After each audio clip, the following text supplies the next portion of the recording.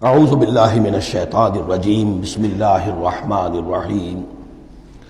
یہ بات میں آپ کو بتا چکا ہوں کہ سورہ مزمل کے بعد سے مسلسل آپ کو آخر تک یہ نمایاں طور پر صورتیں جو ہیں جوڑوں کی شکل میں ملیں گی۔ منفرد مزاج کی کوئی صورت اب نہیں ہے یا تین تین کے کوئی علیحدہ سے گروپ۔ البتہ یہ ضرور ہے کہ دو دو جوڑے مل کر بسا اوقات چار صورتوں کا ایک کانسٹیلیشن، ایک خاص جو ہے ترکیب وجود میں آتی ہے۔ وہ میں جیسا جیسا ہوگا آپ کو بتاتا جاؤں گا۔ سورۃ المرسلات یہ جو 29ویں پارے کی آخری صورت ہے، اور سورہ عما یتساءلون جو 30ویں پارے کی پہلی صورت ہے، یہ آپس میں جوڑے کی شکل میں ہے۔ اس کی 50 آیتیں ہیں، اس کی 40 آیتیں ہیں۔ اس کی 50 میں سے 40 آیتیں پہلے رکوع میں ہیں، 10 دوسرے رکوع میں ہیں۔ اس کی 40 میں سے 30 پہلے رکوع میں ہیں، 10 دوسرے رکوع میں ہیں۔ تو یہ ترتیب وغیرہ بہت اس کے اندر مناسبت ہے۔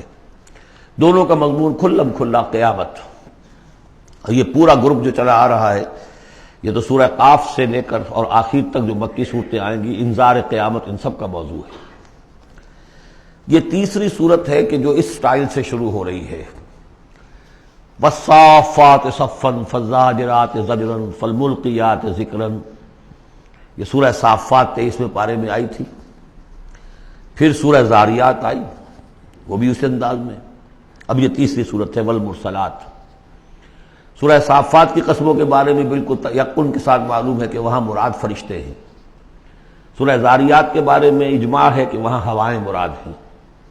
یہ صورت اس اعتبار سے مشکل ہے کہ اس کی ابتدائی قسموں کے بارے میں مختلف آراء ہیں، ہوائیں بھی اور فرشتے بھی۔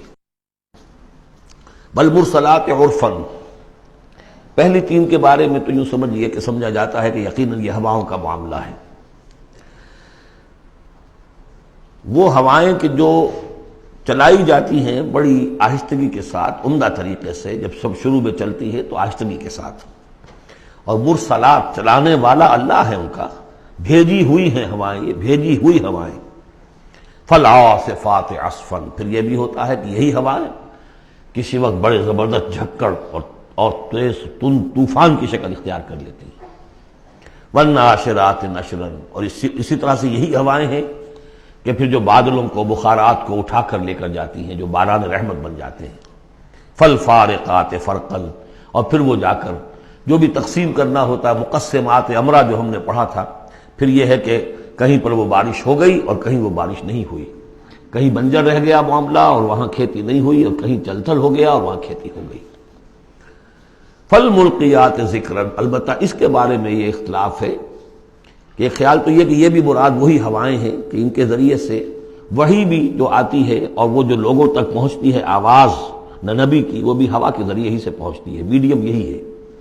لیکن ایک رائے یہ کہ اس سے مراد فرشتے ہیں کہ جو لے کر آتے ہیں ذکر، وہی لے کر آتے ہیں عذراً اور نذراً۔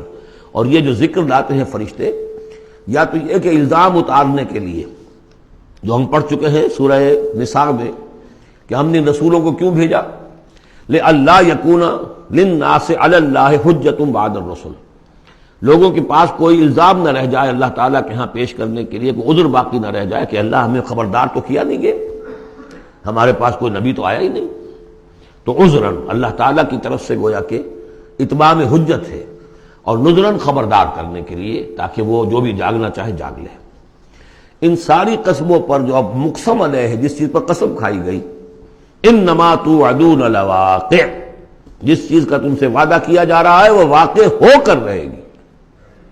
یہی سورہ زاریات میں تھی، لیکن سورہ صافات اس گروپ سے متعلق تھی کہ جو توحید جس کا مرکزی مضمون ہے، تو مقسم علیہ تھا ان الہکم لواحد۔ تو یہ فرق ہے۔ صدق اللہ العظیم۔